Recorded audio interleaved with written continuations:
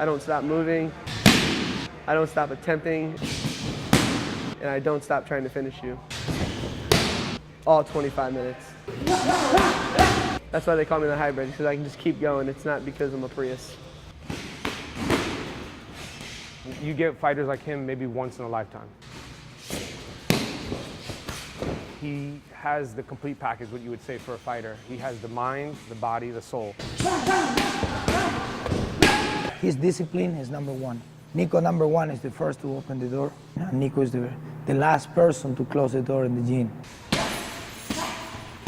What else matches fighting another human being? You can go hunting and all this stuff, but that animal ain't looking you in the eye when you're shooting it in the head, right? I got 3 kids and my wife. They're my biggest supporters. I fight for my family. I'm gonna win for my family. When we are in the locker room, almost 5 minutes before the fight, he gave me his daughter's picture. When he walk into the cage, he walking with this picture in his hand. And when he's ready to jump to the cage, he give me that picture and hold. You know, after his fight, I give you the picture back again. They're not only fighting him, they're fighting his family. They're fighting his kids, his wife.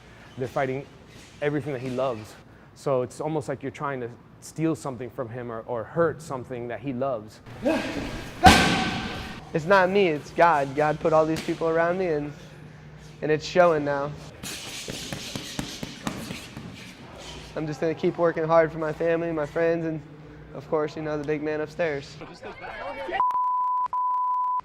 Things got pretty heated outside the arena between a protester and a Trump supporter who tried tearing down a sign that read, "Dump Trump."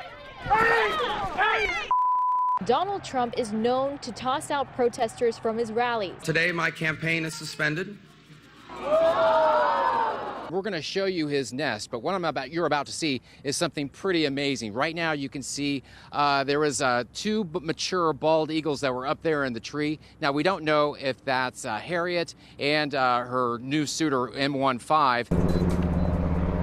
Sounds of a chopper overhead against that red sky tonight, 4 in the corner, following a developing story happening on Fort Myers Beach. This has been going on throughout the evening. If you show up to a hair salon like this one with lice in your hair, you'll get turned away from the chair.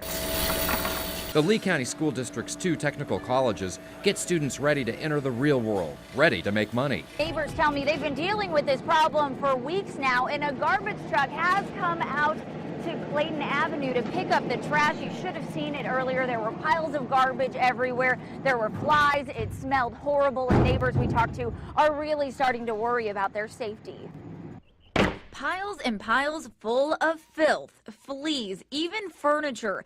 Definitely not what neighbors in Lehigh Acres want to see or smell out their front door. They were nasty. I had maggots and everything in them. I almost gagged when I came out here earlier. It's just, when the wind's blowing the right way, it's really bad. And when the wind isn't blowing, these piles of garbage are sitting out in the sun, attracting all kinds of unwanted critters. It's not sanitary, it's not safe. The problem has gotten so bad that neighbors are having to put cinder blocks on top of their garbage cans just to keep the buzzards away. We put the cans out 2 weeks ago Wednesday, and no trash pickup, and called and they promised that there was going to be trash pickup by the weekend, and that didn't happen. Neighbors say their calls to the solid waste department have gotten nowhere, so I took their concerns to a county spokesman who tells me in a statement, quote, solid waste is assisting as the hauler refines the truck routes to avoid future delays. This process of improvement is ongoing, and solid waste expects to see more improvement during the next few hauling cycles. Neighbors hope it's solved sooner rather than later for the sake of their safety. We've got young children playing out in the yard and what have you, so it's not good for them. Something's going to happen. Somebody's going to end up getting hurt over it. It does appear that deputies are searching for someone or something. Again, there is still a very heavy law enforcement presence out here at the intersection of Pondella and Lamar Road. They have blocked off a certain area right in front of a laundromat. Carried away one by one from a life of neglect, heading toward emergency care. Our pineapple sculpin, which is basically our traditional West Coast style IPA spiced with pineapple. 2 vehicles were shot up. A male victim was transported to Lee Memorial with non-life-threatening injuries. Detectives say another shooting happened around the same time just down the road.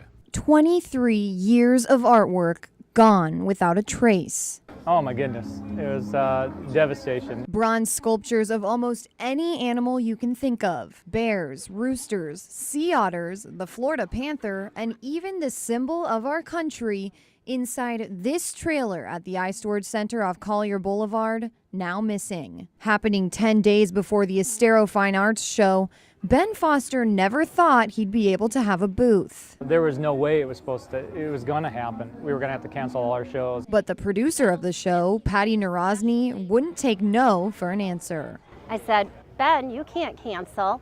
We still have 10 days to find that artwork. Foster tells me Narozny started sending emails to art lovers across the country. Then he started getting phone calls from his collectors. And said, Ben, we've been collecting your work for years. Come borrow whatever your pieces that you want and show them, and we can sell from them, use them as display models. With other artists in the show lending him pedestals and everything he needed to display his beautiful works, like this sculpture called Catch and Release. This one's a more whimsical, fun piece. It has the boy's backpack, a drink, and a sandwich, the boy's bear whistle on the neck, and he's sitting on a broken sign that says, "Do not feed the bears." And Foster says he couldn't be more grateful to be able to share it. It was definitely a miracle. I never thought it would be possible a week ago. Just out of the kindness of other people's hearts, we've been able to do this. His artwork and the help of other artists not going unnoticed. Foster receiving an award of distinction at the show. Thank you for pulling everything together, all your collectors. Thank you very much. Thank you.